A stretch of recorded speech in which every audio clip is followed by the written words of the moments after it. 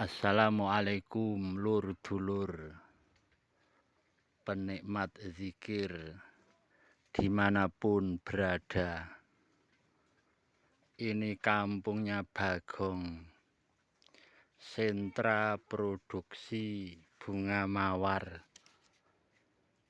Gusti Kuwasa Ndika, bunga bermekaran, indah nan cantik.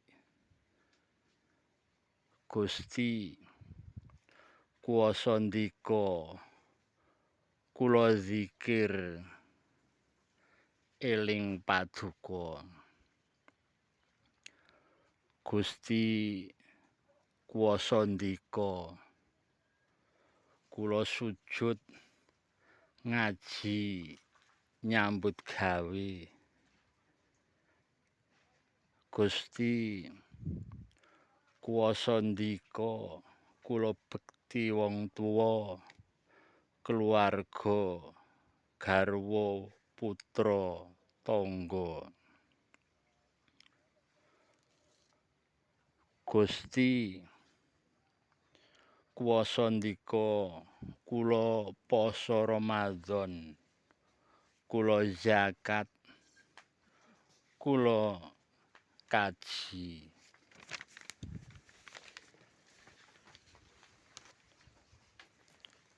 Gusti Kuwasa Ndika, kula tetulung mring sapadha-padha sapadaning dumadi. Gusti Kuwasa Ndika, kula ndakwahake agama ora ketang mung sak kalimah. Kula amung sak derma nglampahi.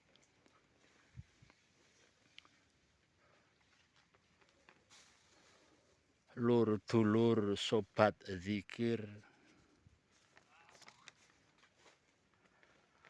orang tauhid punya semangat kerja keras dan semangat tekun ibadah.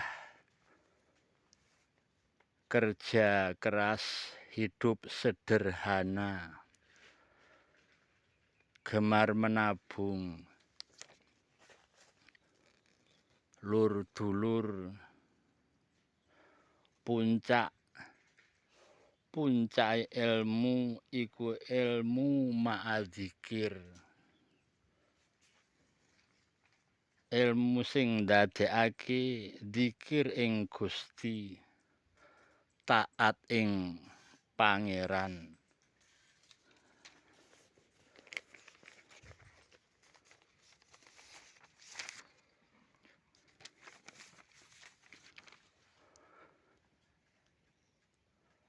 Senadyan duwe ilmu mung sak mrutu, mung sak wiji sawi bebasane, nek iku ilmu ma'adzikir bakal bisa ngebaki jagat. Zikire ati sing tanpa pegot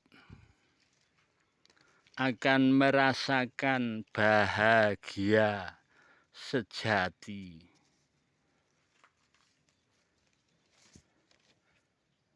Eling Gusti tanpa wanci, dalam diam dan dalam gerak, sambil beraktivitas, sambil bekerja sekalipun. Hati selalu semedi mring Gusti, sadar bilah, sadar nenggone Allah.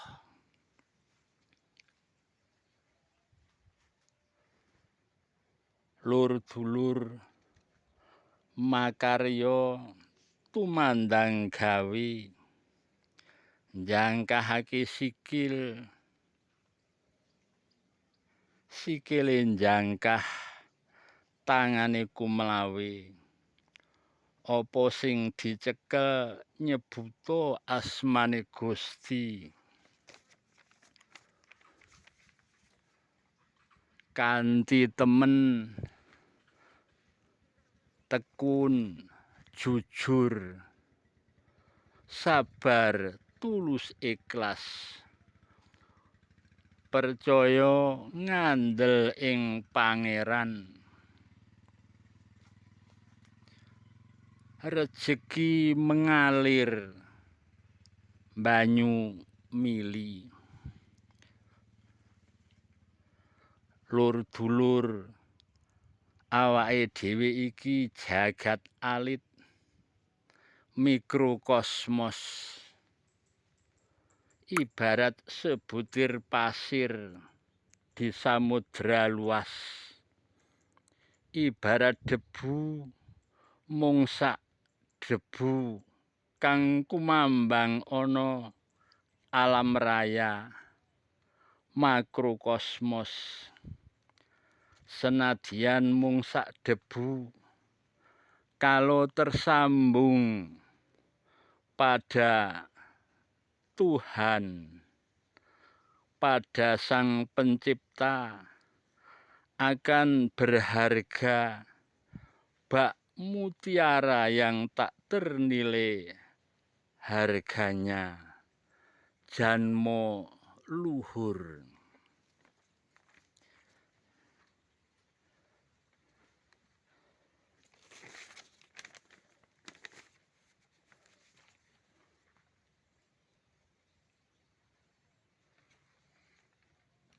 Lur dulur, saat yang paling indah, saat yang paling berharga, saat yang paling bahagia, saat yang paling bermakna, saat yang paling bahagia sejati, saat di mana jiwa, hati, batin yang tersambung pada Tuhan manter mandeng sawiji mandeng ing Allah lan Rasulullah.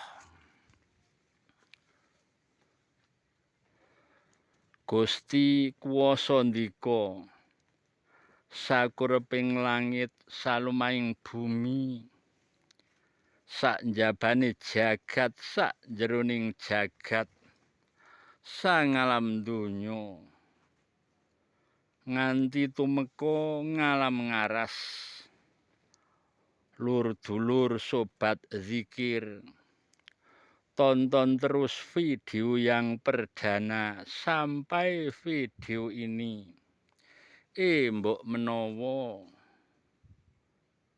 bisa nambahi bakoh kukoh ing dalem iman tauhid makrifat.